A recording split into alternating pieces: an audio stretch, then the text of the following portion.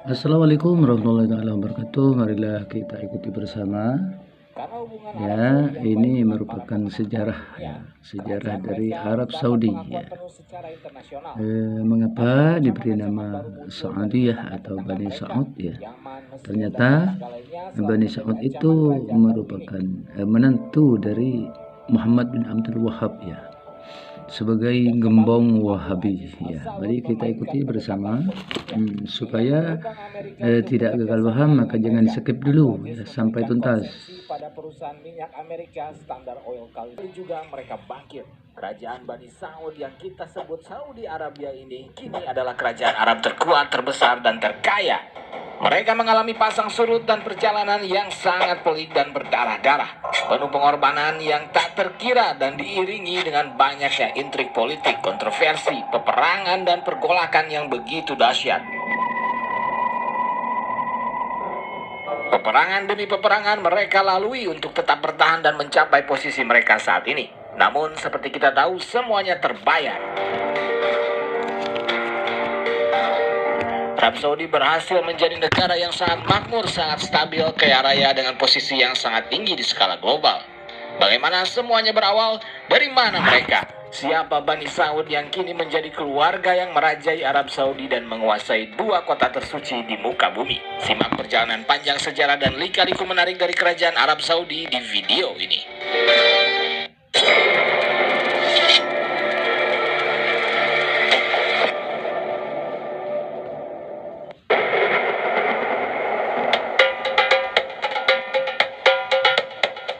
Semua dimulai di tahun 1744, ketika bersatunya penguasa padang pasir di Diriyah, yaitu Muhammad bin Saud, yang menikahi putri ulama besar Sunni Muhammad bin Abdul Wahab ketika itu.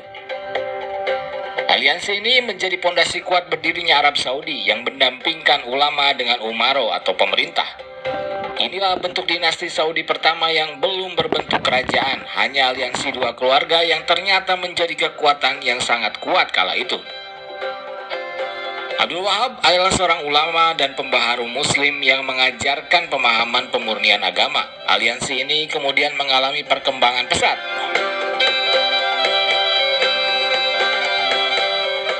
Namun visi politik Muhammad bin Saud yang ingin menyatukan seluruh semenanjung Arab ternyata tak bisa ia capai saat ia hidup.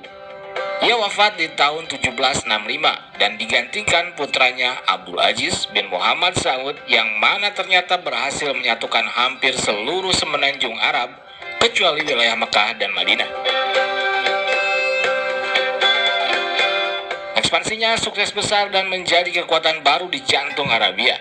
Sayangnya, perjuangan Abdul Aziz bin Muhammad al-Saud harus terhenti ketika ambisinya yang juga ingin menguasai Karbala.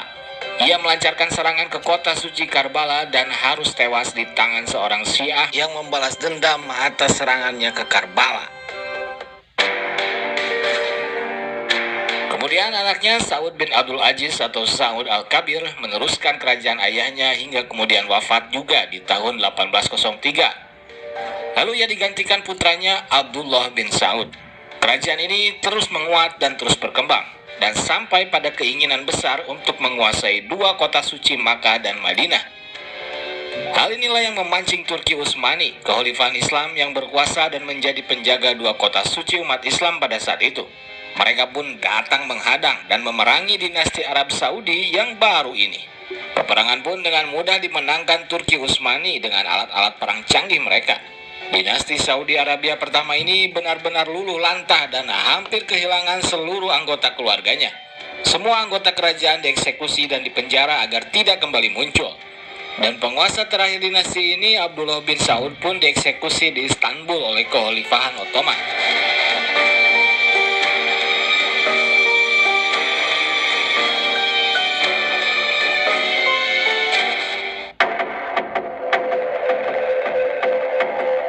Namun ternyata masih ada anggota keluarga Bani Saud yang tersisa, yaitu Turki bin Abdullah yang merupakan cucu dari Muhammad bin Saud. Ia kemudian bangkit dan mendirikan dinasti Saud Jilid II di tahun 1824. Ia berhasil kembali menguasai sebagian besar kekuasaan Bani Saud di Diriyah atau Riyadh dan sekitarnya. Namun pada tahun 1891, Bani Rashid yang sejak dulu berebut kekuasaan dengan Bani Saud dengan dukungan Utsmani berhasil meruntuhkan kembali dinasti Saud Jilid II. Wilayah dinasti Saud pun dikuasai Bani Rashid yang lebih dikenal sebagai Emirat Jabal Shammar.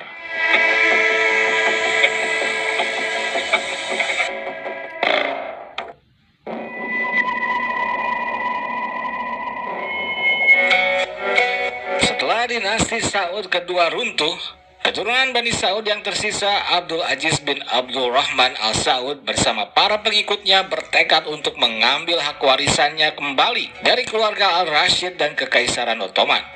Perlahan tapi pasti di usia yang masih sangat muda, Abdul Aziz bin Abdul Rahman Al-Saud berhasil mengambil kembali beberapa wilayah mereka dari Ottoman.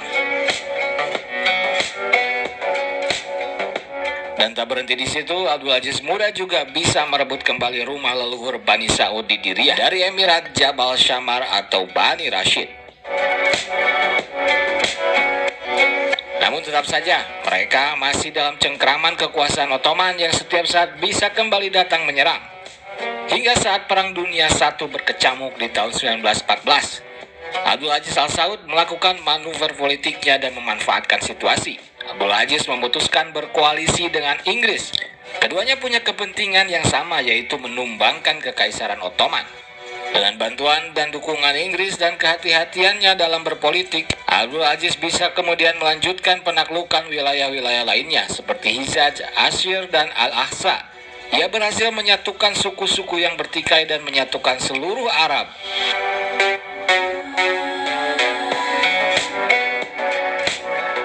Kepiawaian Abdul Aziz berpolitik membuatnya dipercaya suku-suku Arab lainnya. Posisinya menjadi sangat kuat dan jauh lebih stabil dibanding dua dinasti Bani Saud yang sebelumnya runtuh. Ia bisa memadamkan semua ancaman pada kekuasaannya dengan pendekatan politik yang baik. Pilihannya untuk berkoalisi dengan Inggris pun sangat tepat karena Inggris menjadi pemenang Perang Dunia ke-1. Penguasa Makkah dan Madinah sebelumnya yang juga ancaman terbesar bagi Bani Saud yaitu Kekhalifahan Ottoman pun runtuh dan Inggris memberikan legitimasi kekuasaan penuh pada Raja Abdul Aziz bin Abdul Rahman Al-Saud. Dengan bantuan dari kerajaan Inggris ini, di tahun 1932, Ibnu Saud memproklamasikan berdirinya Kerajaan Arab Saudi sebagai negara modern yang bersatu, dengan bahasa Arab menjadi bahasa nasional mereka dan syariat Islam sebagai konstitusi mereka.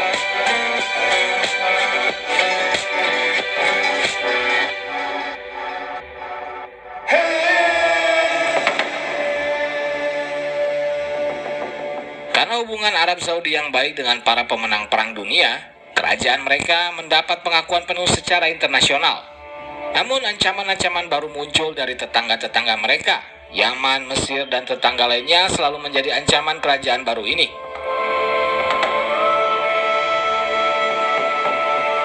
Dan kembali, Abdul Aziz Al-Saud memainkan pendekatan politiknya. Ia mengundang Amerika untuk bekerja sama dengan mereka. Abdul Aziz memberikan konsensi pada perusahaan minyak Amerika Standard Oil California untuk melakukan eksplorasi minyak di wilayah mereka. Sebagai imbalan, Amerika memberikan perlindungan militer pada Arab Saudi.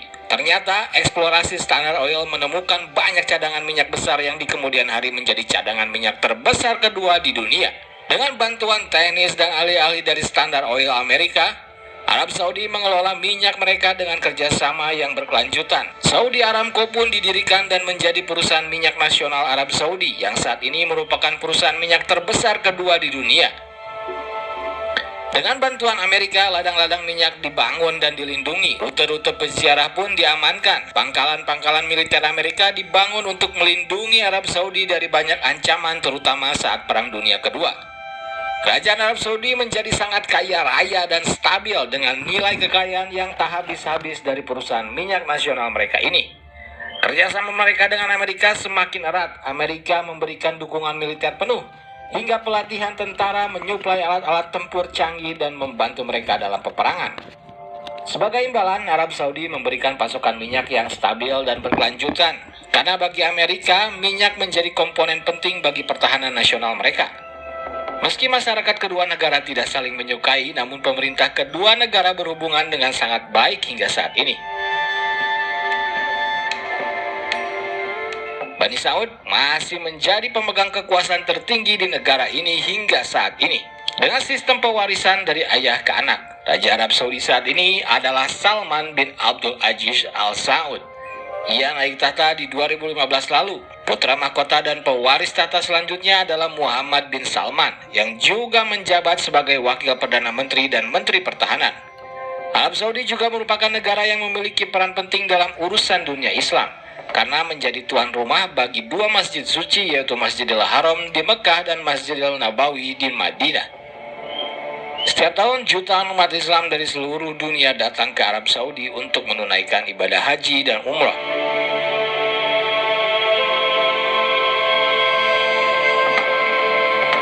Oke brothers, itulah sejarah dan asal-usul kerajaan Arab Saudi, negara yang memiliki sejarah yang panjang dan kaya, serta peran yang penting dalam dunia Islam. Semoga video ini bermanfaat dan menambah wawasan Demikianlah kita. ya, ini merupakan sejarah singkat Arab Saudi, ya, kerajaan Arab Saudi. Sekian, semoga bermanfaat. Wassalamualaikum warahmatullahi wabarakatuh.